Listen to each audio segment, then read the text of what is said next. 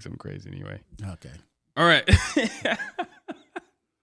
We're all mimes in some way or form, acting out our passions, beliefs, or dreams, basically who we are, and all without words, whether we realize it or not. On this podcast, I speak with a few good folks who have an idea of what their particular mime is and talk about it here with me on Meet the Mimes. I'm your host, Zeno T, and thanks for listening.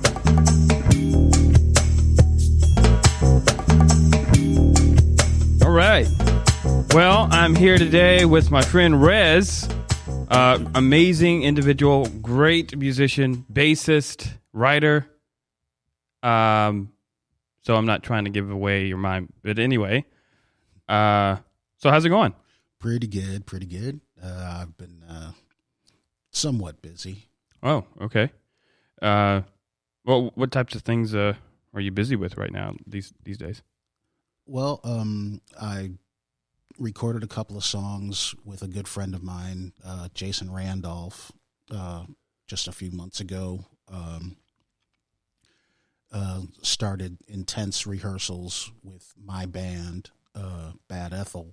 Ooh. And just performed at Mars Music Hall, which was amazing. A fantastic venue. They treated us like rock stars. It was fantastic. Wow. A lot of personal rehearsing, practicing, songwriting, doing as much as I can possibly do without, going insane. Oh my goodness. Well, it sounds like you're really, really busy, man, these days. I'm glad to hear that. Yeah, it's excellent. It's what I've been working on, my entire life. Yeah. It seems like anyway. Yeah. I mean, in light of COVID and, having to, I guess have those restrictions on, playing and live music, I'm glad to see that really hasn't impacted to the point to where it stops you. I think that's really, really awesome. Yeah, it definitely has slowed things down. I mean, when COVID hit, my calendar got wiped out. Oh man. But, fortunately, it didn't stop me completely. Yeah. A lot of dates got wiped out, but I did get some more dates filled in and other projects that, didn't require live performing came about. So okay. I've managed to stay busy through this difficult, trying time. Yeah. In contrast, I haven't actually spent a lot of time playing out live. I've been real busy with the business, but anyway, I guess before we get too far, of course, this is Meet the Mimes. Right. So I got a question for you. Okay. What's your mime? What are the things that make you, that you're putting out there without words, in spite of what you say, I guess? But just what are the actions, man, in terms of beliefs and goals, dreams, whatever? What's your mime? That's kind of a hard question to answer, really. I'm a rock and roll musician, through and through. I guess my mime would be more bass. More bass. Yeah, all the time. More bass all the time. Oh wow! I want to hear it in the mix. Uh-huh. I want to feel it under my feet. Oh my goodness! Yes. And just to play as much as possible, as often as possible. Okay. And yeah, I'm here to entertain people. It's really just, I love to be out in front of people, seeing them out there, grooving to what we're doing. Nice. Yeah. So yeah, more bass. That's my mime or my meme or whatever you want to call it. Yeah. When you said more bass, it reminded me of the Saturday Night sketch I need more cowbell. Yeah, exactly. That is me, Yes. but with the bass. Yeah, exactly. Oh yeah, I've got a fever. I remember that. Christopher Walken, man, he's just. Oh God, oh my yeah. goodness. He's the best actor ever because he's always the same guy. Every time. Every time, and yet he gets the gig because it's Christopher Walken. It's Yeah. like, we don't need you to do anything else but be Christopher Walken in this scene. I love him so much. My goodness. Yeah, there was something I was about to say, but speaking of, I guess, mimes, I was talking with a friend for my particular mime, and well, the one specifically for COVID, the age of COVID. Right. Man, I realized that I'm a hermit, man. Well, I'm not anymore, but that was my mime at the beginning of COVID, where I was discovering that I was a hermit, I guess, because whenever the pandemic hit, or over here in the States anyway, people started to get in their little groups and stuff like that. I guess whenever a catastrophe hits, you kind of regroup with people that you feel, are going to be support to you. Right. And, nobody called me. And it was just like, well, who do I call? Yeah. I mean, I have my parents, Yeah. My siblings, but they're going through their own, thing too. And, I'm not particularly close with my siblings because they live so far away. So it's that's kind of out. So it's just like, dude, I realized I'm a hermit. I don't have that. So I realized that had been my mind for a while, just to be a hermit up to COVID. And then I realized that, and then I actively, whenever started to kind of acclimate to the new situation with, travel restrictions and things like that, I made a valiant effort to,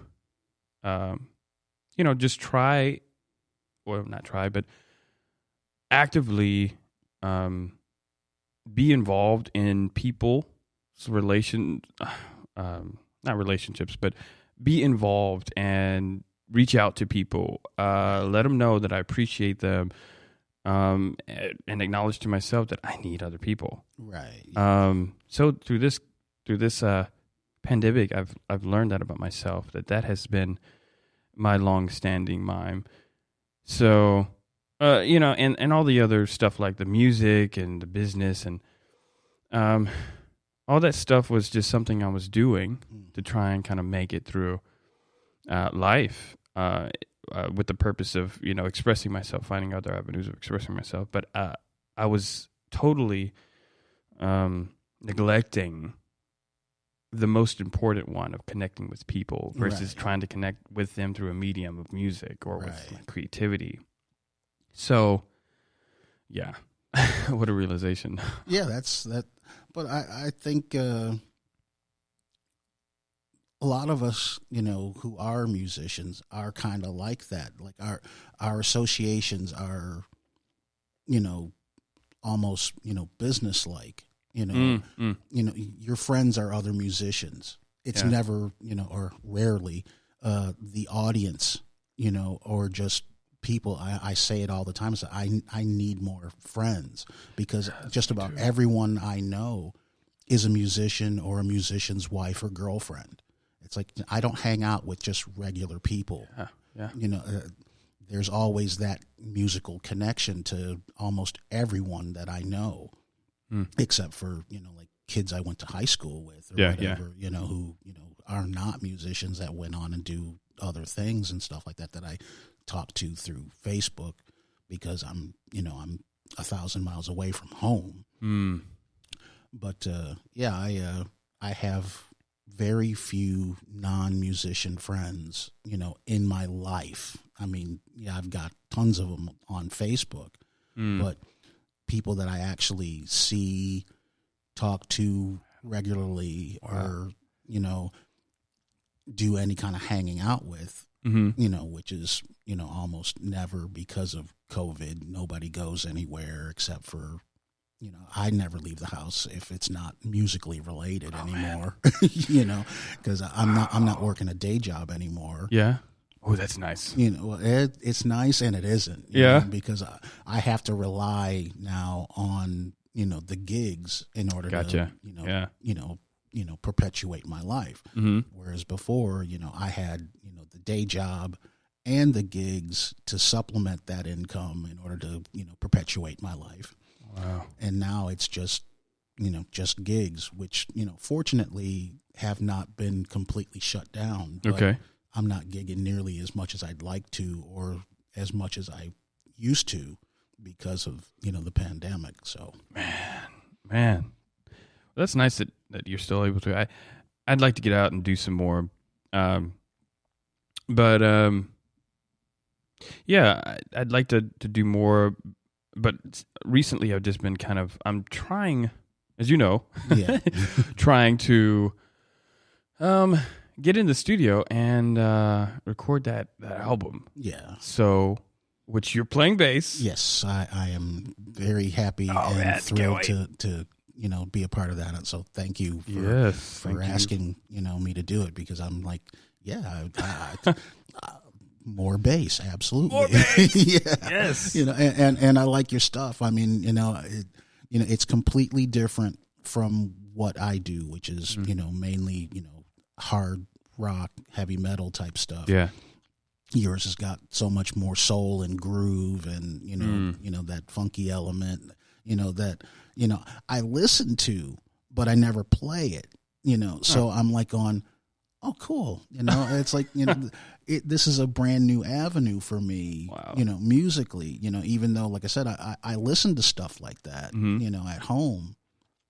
And nobody believes me. Everybody thinks I'm like this 80s cheese metal dude. And it's like, you know, I grew up in the 70s. I was born in 69. You know, it's like, you know, the Jackson 5 stayed on my record player, you know, throughout the 70s, you know, and then, you know, I, you know, discovered Prince, you know, and I was just like, that's the stuff, you know, you know, and somewhere in the 80s, you know, discovered Queen and Journey and, you know, Zeppelin and Pink Floyd and stuff like that. So, you know, I started gravitating towards, you know, the rock stuff, but, you know, the, you know, R&B, soul, you know, funk music or whatever, that was always part of my, you know, my background. And, you know, I'll be dancing in my room to, you know, like the Four Tops and the Temptations and whatnot, you know, and everybody thinks, you know, I'm like listening to Poison and Warrant. And it's like, no, no, that's so not me. It's like what you're seeing on when I'm performing is what the audience is asking for. It's like, you know, you know, if I could stop singing, you know, Don't Stop Believing by Journey, I would stop singing it. But the audience keeps asking for it. And it's a great song because Journey's a great band, and I've never heard a bad one from them. But trust me, it's like, you know, I'd much rather be singing, you know, Whiter Shade of Pale by, you know, I've lost the band. Procol Harum.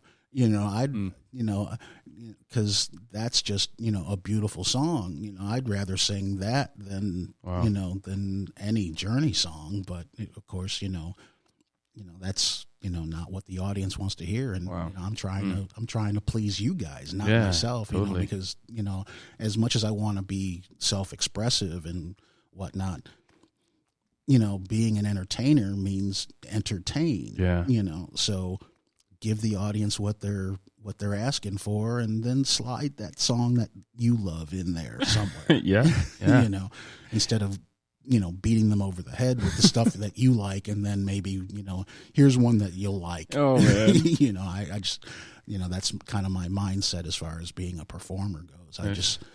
I'd rather see the audience happy than to, you know. Gratify myself. I gotcha. And, you know, people, you know, flocking, towards the door. Yeah. You want them to stay. Yeah, I want Definitely. I want them to stick around. Yeah. Speaking of which, buy those beers. You also have written a few. I remember we had done a recently during this age of COVID.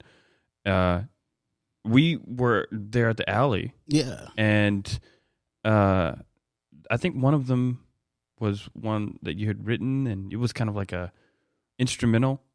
Do you like what type of songs? I mean, you said that you play, what you said, 70s rock, rock bands. But like when you write your own stuff, what is that? How would you categorize that? It's kind of it's basically, more of the same, really, just, Okay.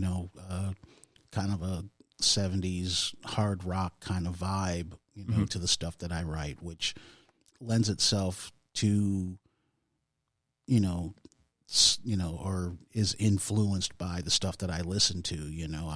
I just wrote a song that has kind of a Papa Was a Rolling Stone kind of vibe, Okay. But, the guitars, are going to make it heavier, but the bass line and the drum parts, are kind of based on that kind of vibe, and the guitars, that'll be brilliantly played by my long-term guitarist, J.J. Bartlett. Okay. That'll, have the hard rock, heavy metal element to the song, but, like I said, the drums and bass and vocal part will definitely have more of a Papa Was a Rolling Stone kind of vibe. So, okay. Wow. Because, like I said, I'm influenced by a lot more than just, one genre of music. I listen to a lot of different stuff. I even like some of the country stuff that nice. Nobody would ever really. That's kind of nice. I like that. Do you have any country artists in mind that you want to share? There's this one band. I think the Little Texas. Little Texas. Yeah, they had this song. What Could Have Been, I believe that was the title of it. And I was like, oh my God, that is a beautiful song. I'm like, I'd love to cover that sometime. Of course, the guys I'm playing with is like, really, dude, seriously? I'm like, but listen to it though. It's beautiful. It's got a great melody, and it's strip it down 3-piece. Just bass, drums, guitar. Lots of harmony vocals on it. That'll be awesome. And then you get those country guys that aren't necessarily into Van Halen, but I'm always trying to sell. Yeah. Hey. I'm a musical prostitute. Oh, hey. Okay. That puts it in perspective. Good Lord, that caught me off guard. I'm sorry. That's great. You shouldn't have said that. Sorry, Mom. Oh. Wow. That's awesome. I just to kind of name drop a few of the country artists I like Allison Krauss, number one. Yeah. She's got a great voice. What? And just her presentation and just how she just is, especially on camera. It's just like, I don't know what you call that, but it works. Yeah. And I love listening to her voice, watching music videos. I also, of course, like Rascal Flatts. I used to love them back in the day. Yeah. Big fan of Brad Paisley's guitar. Oh my God! He is insane on guitar. It's like it's like what? Yeah. You're just like, how did a country dude have like tastier licks than Eddie Van Halen? Man. Those are some juicy licks, man. Yeah, he's insane on guitar. He's absolutely phenomenal, and like you'd never know it unless you actually sat and like listened and watched him, or more watch him. Yeah. Because like in the, if you're just listening, that could have been anybody. Yeah. But like when you watch him play, you go, no, that was him. Yeah. Wow. Yeah. And he's phenomenal. Yeah. Yeah. The other day I'd heard some of his stuff. It's like, even his singing style is unique to him, and I was just like, oh, that's probably Brad right there. I hadn't heard any of his stuff in a while, but it's just I can pick it right out. Right. Another guy that I can pick out his style of playing and singing is he's from Australia. I can't remember his name. That Keith Urban. Keith Urban. Yeah. And he's got a beautiful wife. Oh, really? I haven't kept up. Sorry. My brain goes there sometimes. Yeah. Oh, my goodness. A buddy of mine actually saw Luke Bryan the other day over in Lawrenceburg. He was eating at a restaurant. I was like, oh, man. Well, he lives up there in Mount Pleasant anyway. But, right. Anyway, but yeah, so what are the other type of influences that you have, for your taste of music? Like I know you mentioned like the Jackson 5, Temptations, of course the 70s rock bands, but are there any other types of music or world music? I love like tribal, like Middle Eastern stuff, with sitars and yeah. That Oh yeah. That kind of thing. I love that stuff. I listen to so many different types of things because it's just stuff for me to draw from when I'm creating. Yeah. So yeah, I listen to lots of different stuff. I mean, not like polka music or very little opera. Yeah, very little to none. No, I'm kidding. Yeah, very little to none. Yeah, but yeah, just if it's good, it's good. It doesn't really matter what genre of music it is. If and I'm also as much as I'm I try to promote bass playing. I'm really, really big on vocals. I mean, if a band can be the tightest, most happening thing, but if that singer ain't reaching me, I can't listen to it because it doesn't matter. Yeah, I agree with you there. 90% of your audience is not going to be musicians, so I'm not worried about impressing them, with my bass playing skills. As much as I am reaching them with the song itself. Something you just said it kind of resonates with me because I was thinking about that.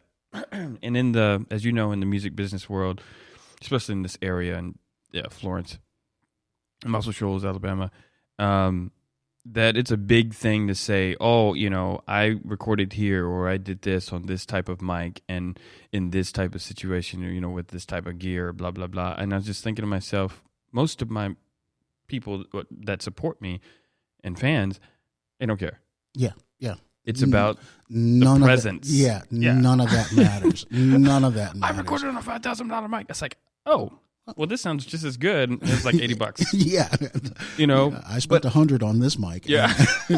But I mean, I know there's something to that. Yeah. But only a producer or someone that is constantly in their headphones would see the difference, right? Yeah, if they paid attention, right? Yeah. Because I had a friend that I'm not going to name drop, but he does a lot of recording and stuff, and he produced a couple of my songs. He knows who he is, but great producer and audio engineer, and artist when it comes to that. Yeah.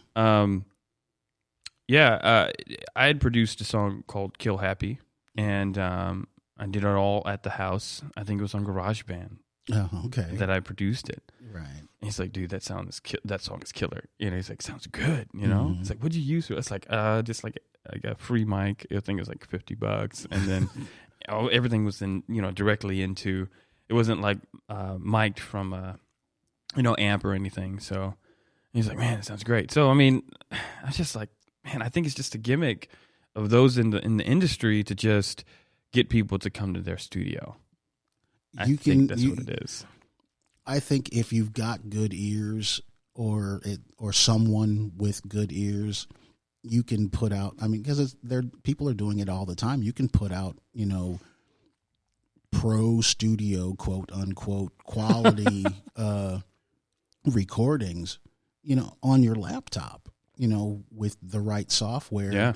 As long as you've got somebody engineering it with good ears. Yeah. I know what a good mix sounds like to me. Mm-hmm. So, when I'm doing any kind of recording or whatever, I want to be like in the control room hearing what the engineer is hearing. Oh, wow. Rather than like in the booth getting what I'm getting out of the, headphones or whatever. I want to hear what you're hearing, because if I'm hearing what you're hearing, then I know what's really happening with that song, with that, with my bass part, at least anyway. Yeah, in real time. Yeah, in real time. Yeah, exactly. I prefer it that way. Yeah. Because, and then, obviously, you can go back and fix, re-EQ and all that stuff, later. But I want to hear it in real time the same way you're hearing it. Yeah, yeah. Because that way I can judge it better. Yeah. Than, what I sound like through the headphones. It's like I'm listening to myself right now through headphones. I'm like going, is that my voice? do I sound like that? I guess I do. But, like I said, you can get, radio ready quality recordings, on a laptop or PC without, spending thousands of dollars at, this guy's studio or that guy's studio, or, going up to Nashville or, flying into LA or New York or whatever to record, where the big dogs record. Yeah.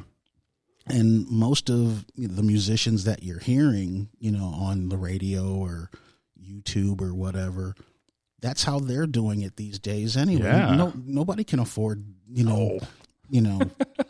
those prices anymore, because the industry's not geared that way. Yeah. Record labels, are mainly for distribution these days rather than actual production of, musical content. Wow. Well, speaking of, recording and the process, do you prefer playing live? Yes. With the band? Okay. Yeah. I can't. I mean, I would. When we go in the studio and we do our recording for the new album, I'm hoping that we can, do it all live. I think we can. I mean, like Brady is, he's amazing. Of course you are, and you guys are, artist musicians, not just like I always thought it was interesting that there's a difference between an artist musician and a musician that plays what he's told. Right. I mean, as in like music theory. Yeah. And they can't operate outside of that structure. Right. Yeah. I think that's so rough. I had a conversation via Facebook with some theory guys. Now, I'm just now, after 30 plus years of playing bass, starting to understand, a little bit about music theory. But being a bass player, it really all boils down to the major and minor scale. Okay. And outside of that, it's just words. It's words. It's just words. It's like, well, this is a, D Aeolian Mixolydian. Yeah. It's like, what key is it, bro?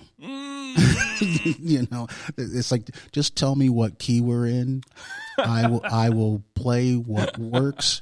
And if I don't, send me home, but if you're telling me, this is, a, Mixolydian, Nickelodeon modes.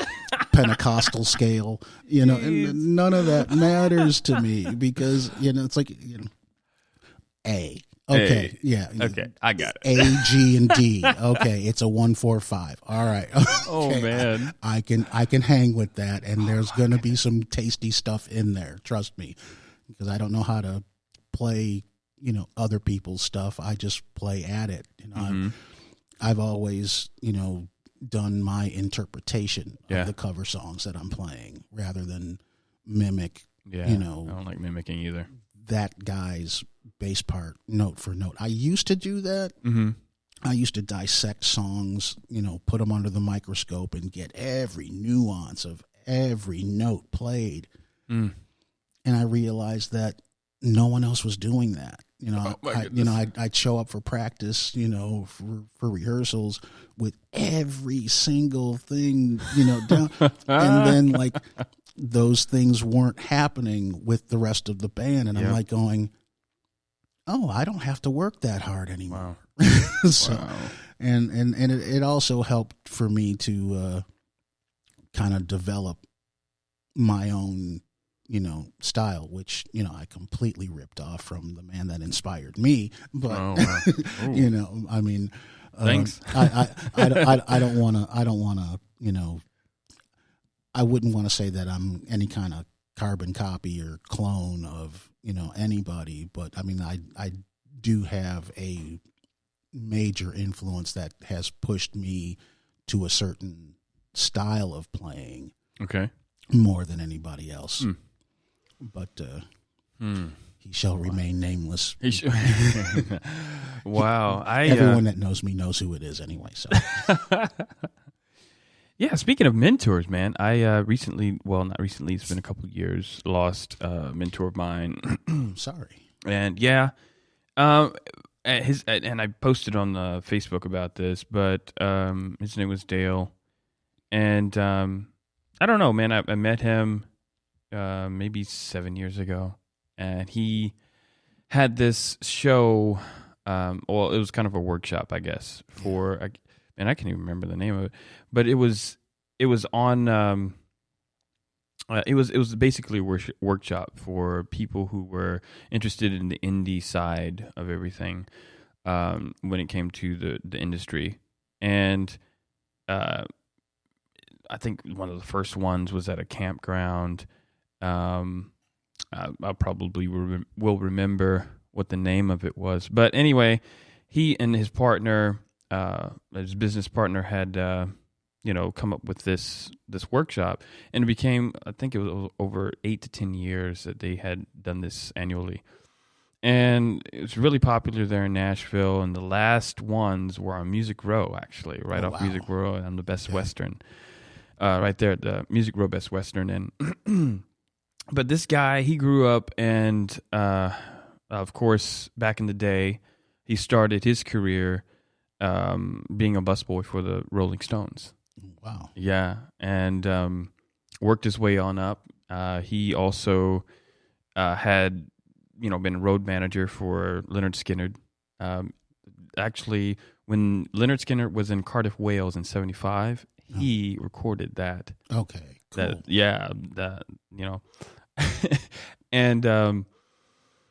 he was their road manager and stuff, and knew them, of course, very well. But he even, one of the really, I guess, high points of it was he not long before he had passed away, he had I would come up and visit him at his apartment and play some music and stuff for him, and he's like always trying to, just, hey, this is how you need to be in this business, and this is the etiquette, and this is blah blah blah blah blah. He always preach at me every time I come see him. I was like, okay, I know. He's like, well, do it. I have a friend like that. Yeah. Right out. Now, out in L.A. I need to give him a call because it's been a couple of weeks since I've spoken to him. But yeah, he's been kind of instrumental in my new attitude, because I was always so, band oriented. Mm-hmm. And he's like, you need to, kind of, be a little more mercenary about it. Ooh, what did he mean by that? That's interesting. Well, he didn't say that specifically, but that was kind of the motif, I guess, or whatever you want to call it, of the conversation, is that I need to be more concerned about my career rather than trying to get, a band where I want the band to go. So get where you want to go. Okay. And now that I am more focused on my own musical development and career, things have been happening for me and the band. Ooh, okay. That have gotten us, a little bit closer to, the goal. Because, the goal is no longer trying to be a rock star. I'm 51 years old, got 5 grandchildren. Oh, my. And That's cool. Congratulations, by the way. Thank you. 5 beautiful, beautiful kids. But, yeah, I'm not focused on, being a rock star anymore. I want to be a working musician. Ooh, okay. Gigging plenty, and hopefully, guest starring on somebody's record, every now and then, and seeing that gets me paid and, allows me to live my life and, and, to continue to perform and write songs and record and all that stuff, rather than trying to get the band signed. Oh, wow. Because for forever, that was the thing, get into a band and, write a record and, get signed and oh, man. Fly on jets and, shoot music videos and, date the supermodel and all that stuff, and one day I realized, like, if I was going to make it, I would have made it. Oh, man. So that's a harsh realization. Yeah. So I said, okay, now what? Because I don't know how to do anything else. I've spent my entire life dissecting songs and sitting in my room, blowing off friends and parties and girls and all that stuff so I could be the best bass player I can be. Mm-hmm. And now I'm single. And I don't have any friends that aren't musicians, and I understand that. And I'm not signed to a record label. I'm not opening for the Rolling Stones or any other major acts or whatever. Mm-hmm. I'm playing down at Tootsie's on Saturday night for $100, and I realized that maybe instead of trying to become famous, I just needed to be the best bass player / singer songwriter that I can be. Wow. So that's kind of where my mind is at now. It's like, stop trying to get signed. Stop trying to get, the deal, and just be the best musician I can be and play with the best musicians I can find and do something, worthy with that, rather than, all the trappings, all the glitter and all that stuff. It's so unimportant to me now. Yeah, I'm totally with you on that. It's not giving up on the dream, but it's, I guess, revisiting. Yeah. Re-envisioning, I guess. Yeah, re-envisioning. Envisioning. Yeah. That's a good way to put it, because, like with my particular career, getting my head out of the clouds and taking my focus off of the stars, not the actual people, but Yeah. And focusing on getting to know who I am. Right. And figuring out a way how to be able to communicate that effectively. Mm-hmm. And it's carried along with a, I guess, kind of a vibe of like, I'm doing this so that I can connect. Right. And then that's when I started to see, people responding to my music, to me personally. And I don't know. I think it's all about, just like, they always say, community and having a mind and spirit of for community. Yeah. And I think that's the only way to be able to truly, I guess, move forward in an honest way. That's, I guess, you won't, whenever you get to where you're going, it won't seem fake. Yeah. Yeah. It won't seem, like you might not deserve to be there or whatever. And I hear that a lot with a lot of the, I guess, young stars. When they get there, they just go nuts. Mm-hmm. And it's just because it's all made for them. It's not because they're there because of who they are. I just think in contrast to like a lot of the people that you think of, like Johnny Cash or you think of Elvis, I mean, these people had a life before they got famous. Yeah. Michael Jordan or all these other people that, they were who they were and had a pretty good idea of what their mime was, I guess, and played it out. Right. And I think that is one of the defining lines or silver lines or whatever of all people, whether music or in whatever field they're in. Mm-hmm. They just identify what their mime is and they go for it, as in refining it, figuring it out. And that's through just looking in themselves and, finding what they like, what they don't like, what they want, and they build it and they just, flesh it out. Mm. And I think that kind of plays into what we're just talking about with, what did you say? It was like not redefining, but re-envisioning. Re-envisioning. Yeah. Constantly working on who you are. Right. And I think it's pretty cool. Yeah. It's really cool. It's really, for me, it's really the only way I can go, because like I said, I can't even think about, the rock star, quote unquote, lifestyle. It's like, it really doesn't exist. No. It's all smoke and mirrors, like see those, those rap videos, Mm-hmm. Where dudes are, flashing stacks of cash. It's all play money. Oh man. My grandson has a wad of hundreds, that if you didn't look close where it says play money, you'd never know that wasn't a real bill. Oh my goodness. And he's got, stacks of it. I mean, like wads, it's like, where did you get all this? Oh, it's play money.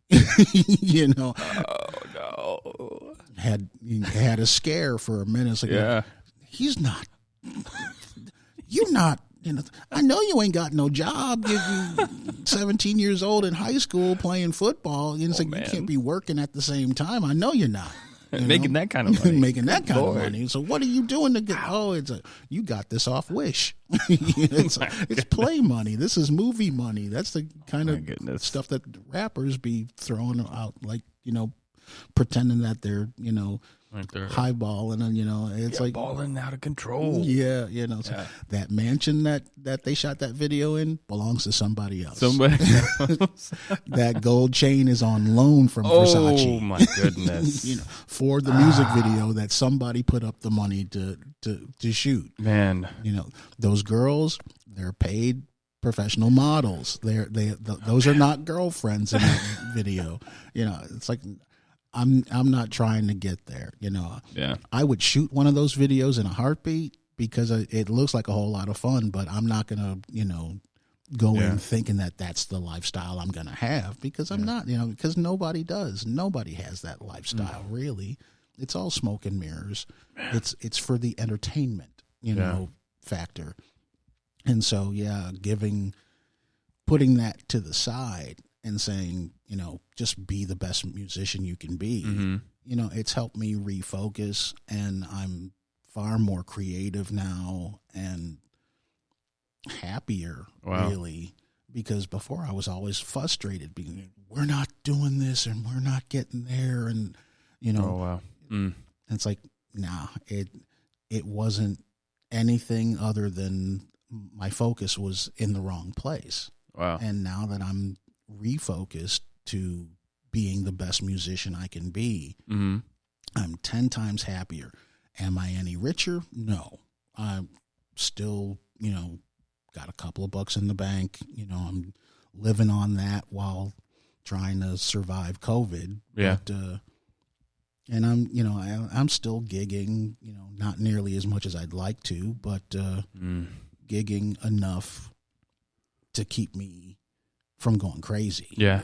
Yeah, you gotta it ain't enough to keep it. me happy, but it's enough to keep me from going crazy, because when I can't get out and gig for too long, I get antsy and agitated, and I'm like, I got to play. I've got to get out. I've got to get on a stage somewhere. I don't care if there's only 5 people in the audience. I need to get out and play, And luckily, we're back to rehearsing Okay. regularly. There was a period of time where we weren't rehearsing, we weren't gigging, and I was going crazy. I mean, I was going insane, coming up with every, new angle, reinventing the song list and going crazy trying to think of what is the next thing, what is the step we're missing to to getting out there or whatever. But we're back to rehearsing regularly, working on new material, both covers and originals, because I've sat there through the beginning and throughout COVID, sitting in my room writing. Yeah. So, okay. I have tons of ideas, and we've started working up new songs. And so, yeah, staying busy, wow. Musically keeps me sane, whether it's performing, writing, or rehearsing, originals, covers. As long as I'm doing something musical on a frequent, regular basis, I'm a much more pleasant person to be around. I can see that. And speaking of that, how, like, I talk to some people sometimes, and I say and I'm kind of hesitant to say this, but COVID has been a blessing to me because it has caused me to look at what I was doing. Right. I hate that, people all over the world are facing their own personal calamities and tragedies. I hate to hear that. And, I've also had, some people that I know have also experienced, loss Yeah. because of COVID. But I want to focus on just the positives from that, because I know that life is life, and there's nothing we can do about it, except to treasure, identify and cherish the positives. Right. And one of those for me is just the opportunity to be able to, like I said at the beginning, that my mime was for a long time, that I was a hermit, that COVID provided a opportunity for me to see that, and that how seriously I was limiting myself and putting myself in a box, hiding from people. And I'm just curious, like, what other things, like what you were just expressing was, because of these restrictions, that you developed this thirst to just really, go for it and just live in it. And I mean, more bass, right? Yeah, exactly. So, like, are there any other things that just, like, the situation with the age of COVID has, I guess, really brought to the forefront of your mind?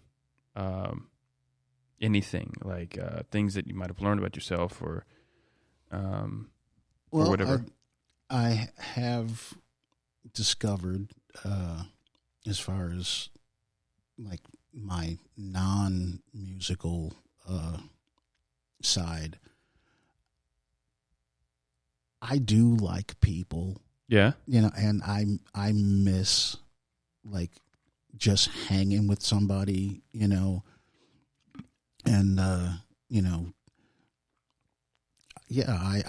I miss just hanging out with people, because I'm sitting in my room 90% of the time.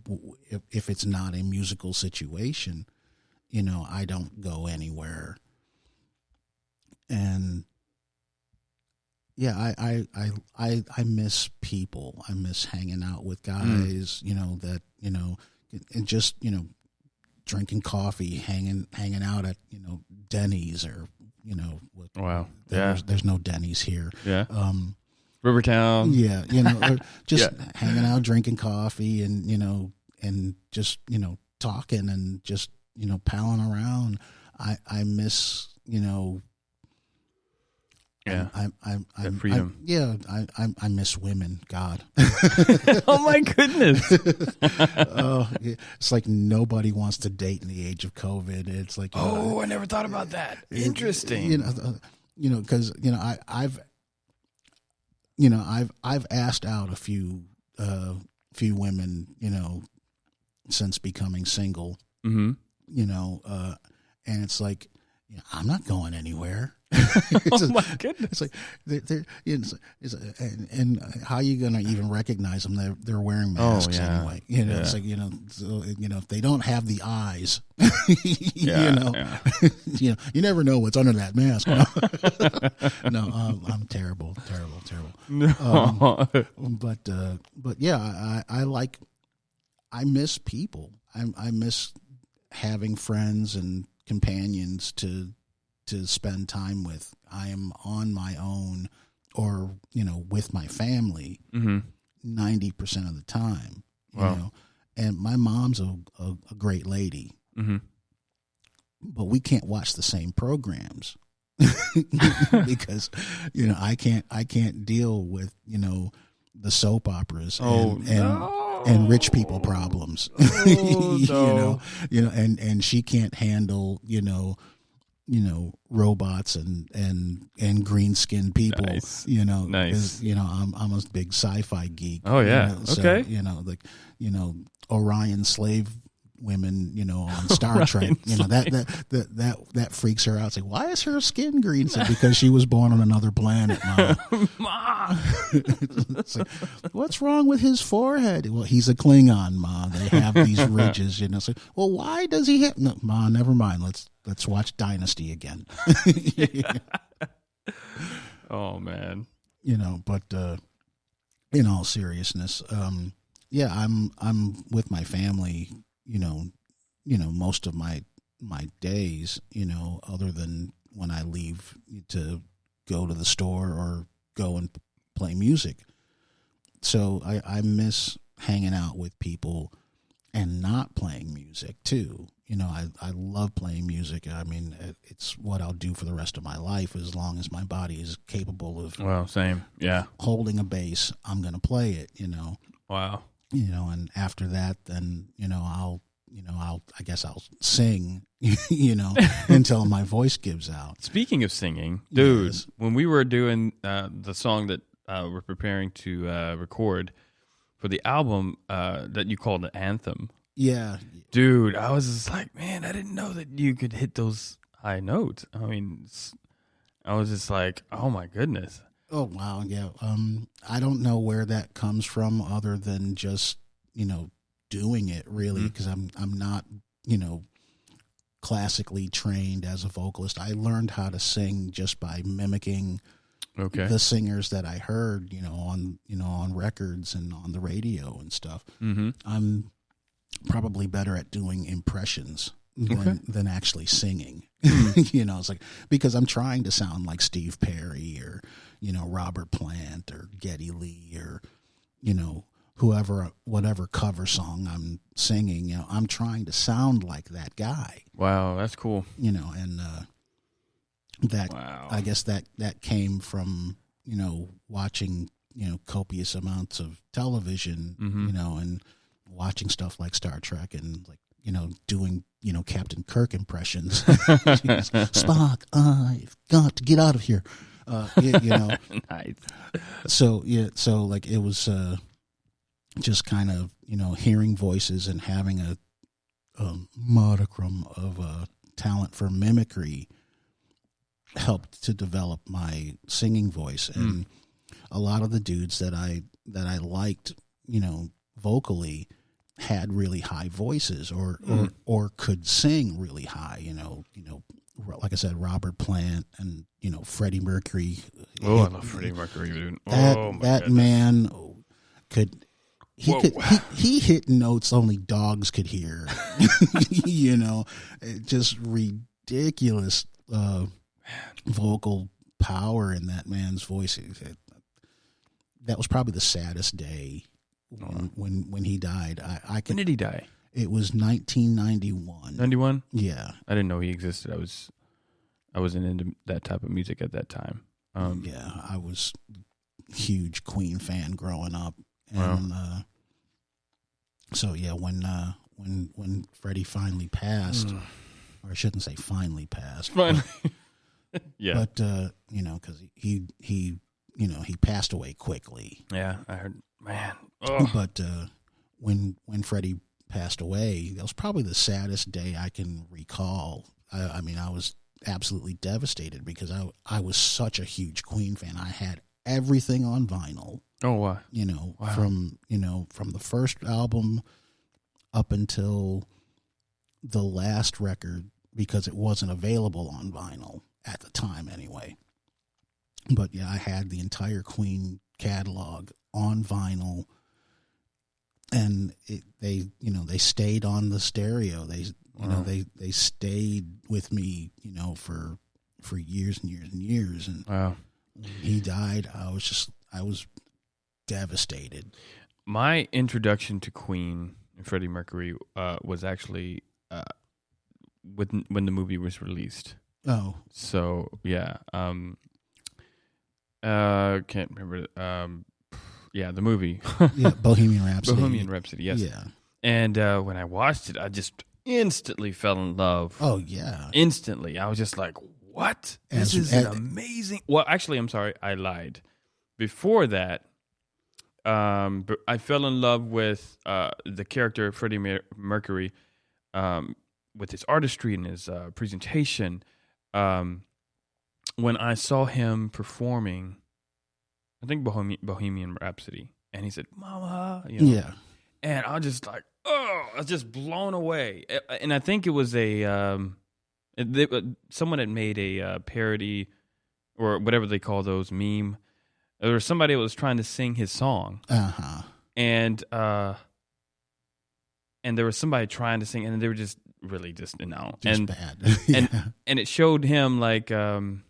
I think he was laughing. He was just like, oh my God.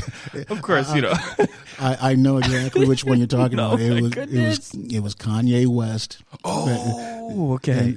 Because he never should have touched that song. Oh no. And he basically butchered it. And far be it for me to talk about a multi-millionaire quote rock star unquote because I'm playing in bars, he's on TV, I'm down at Tootsie's. I know what you mean. But he never should have touched that song, and the world knew it, and so somebody created that meme of him trying to sing that song and Freddie Mercury laughing. That's great. And he had a great sense of humor. I've seen so many interviews of Freddie, just taking the piss out of the interviewer. I'd be cracking up, and it's like it's like they don't know how to deal with this man. it's like is he serious right now? Or is he joking or whatever? Wow. But I grew up with a lot of BBC in the household, watching, British television. So I get the sense of humor. So I know when, a British person is, making fun of you or as they say, taking the piss out of you, and, cracking a joke, or whatever.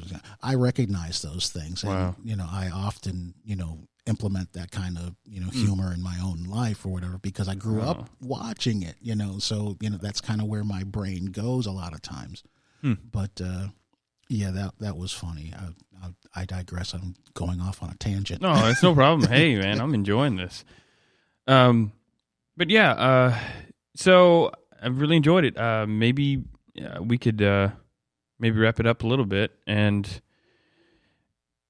so I guess we could end this on what are your plans for, I guess, moving on from here? What do you see yourself doing? I'd say probably what, let's go for like spring. Like spring is always like a symbol of just new new things. Yeah. The end of the death of summer, or not winter, death of winter. Yeah. Right. Things are, starting new. What do you see for 2021 spring? What have you, I mean, like, I don't know. Maybe it's just me. It's just like I think about, longer days than, at the end of the year. But for spring of 2021, what do you have hopes for? What do you see? More bass. More bass. Yeah. Spring 2021. I'm just hoping that we've got a better handle on the COVID situation. Hoping that's that will come about. And as far as my own personal goals, I want to get out and play as much as possible for the people. Yeah. We're working on material that hopefully will get recorded in the new year. I've been promising a Bad Ethel record for about 3-4 years now. Right. Because, I started the band to be an original band, but original bands have a hard time getting gigs in this town. So it's like, okay, well, we're going to have to play the covers in order to play the originals. Oh, I hate that game. And still, get our, $100 a piece. Mm-hmm. So, we, started putting the cover songs into the set, and now we're playing covers and originals. But I'm hoping to get the original music out there on its own, in some form or fashion, preferably a, quality recording. So that's kind of my big goal, I guess, is to actually get the record put out. Just cool. Don't know when or where it's gonna be, but hopefully by spring they'll be, we'll at least be in a studio somewhere recording nice. it, Yeah. if not, out already by spring. All right. So first things first, more bass. Yeah. And, more playing and hopefully a new album. Yes. Or at least in the works. Yeah, So. at least in the works. All right. And other than that, a girlfriend would be nice. A girlfriend? Yeah. Wow. What do you call it? I like my money, so yeah, no thanks for me. I've never been financially motivated. I hate spending it. I mean, like when I have it, I don't want to spend it. Oh, man. I like to look at it. No, I like to roll around in it. No, seriously.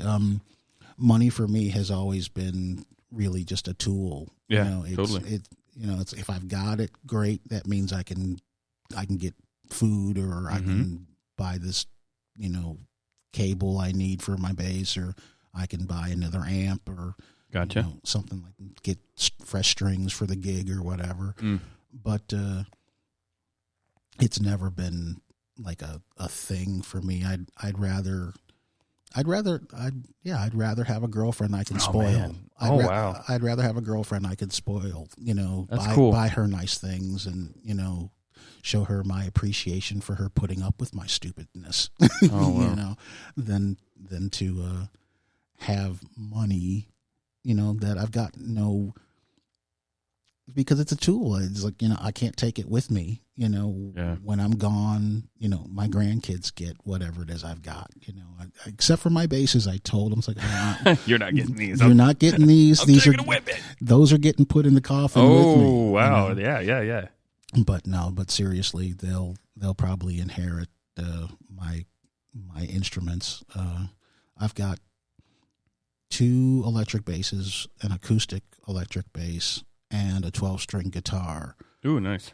And 12-string. Yeah, I love the sound of a 12-string. So when I'm gone, 4 of my 5 grandchildren will get musical instruments, and the other one will can have my DVD collection, I guess. Oh, nice. Nice.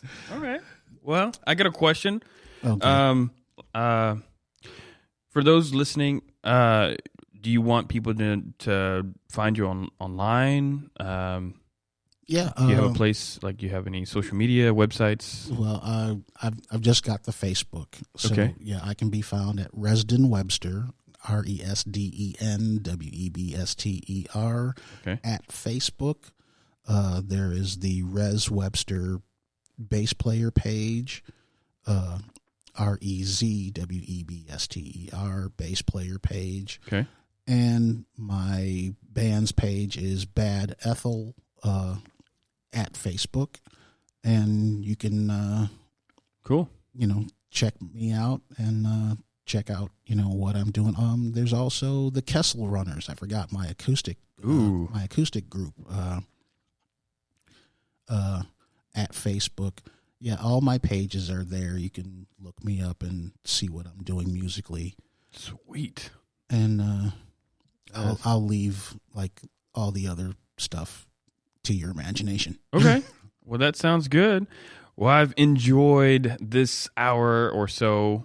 This has been fun. Yeah, so I like hanging out and talking. yeah, man, we'll have to do it again. Yeah, absolutely. Maybe we can do this again, like a podcast and stuff. Sure, absolutely. Of course, with music and you know, so yeah, next time I'll bring a bass and we'll just jam and chat.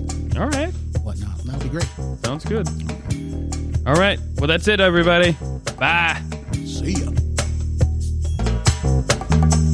Hey, thanks for joining me on this episode of Meet the Mimes. I hope you've enjoyed it as much as I did. Heads up on upcoming content and look out for video of each one of these talks on Meet the Mimes YouTube. Well, that's it for now. Stay interesting.